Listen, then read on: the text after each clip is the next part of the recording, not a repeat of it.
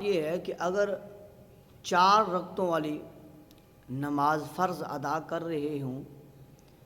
اور اس میں جو پہلا عطیات ہے تشہد بیٹھنا ہے 2 رکعتوں کے بعد، تو وہ بیٹھتے ہوئے تو جب ہم نے اشہد اللہ الہ الا اللہ و اشہد ان محمدن عبدہ و رسولہ کہہ کے ہم نے جو ہے وہ کھڑے ہو جانا تھا، تو لہٰذا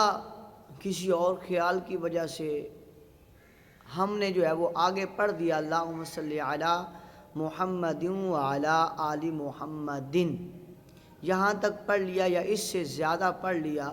تو کیا سجدہ سہو لازم ہوگا کہ نہیں؟ تو یاد رکھ لیجئے کہ جو تیسری رکعت کا جو قیام ہے قیام تھا فرض، یہ جو پہلا تشہد ہے جس میں ہم بیٹھے تھے یہ تھا واجب، تو لہٰذا ہم نے واجب کو ترجیح دیتے ہوئے قیام میں فرض میں ہم نے تاخیر کر دی ہے،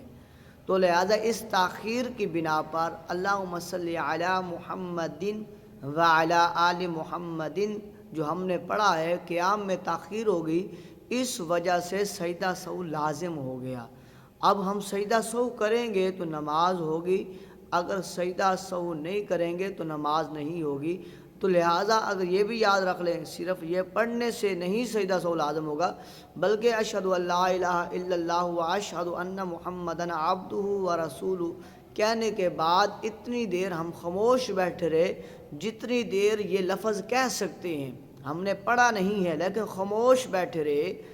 تیسری رکعت کے قیام میں فرض میں ہم نے تاخیر کی تو پھر بھی سجدہ سہو لازم آ جائے گا، اگر ہم سجدہ سہو نہیں کریں گے تو نماز نہیں ہوگی۔ تو لہٰذا یہ چھوٹے چھوٹے مسائل ہیں، یہ سیکھیں، اپنے اماموں سے محبت کریں، اپنے جو ہے وہ علماء سے محبت کریں، علماء اکرام کے پاس بیٹھیں، ان کی قربت اختیار کریں، ان کے پاس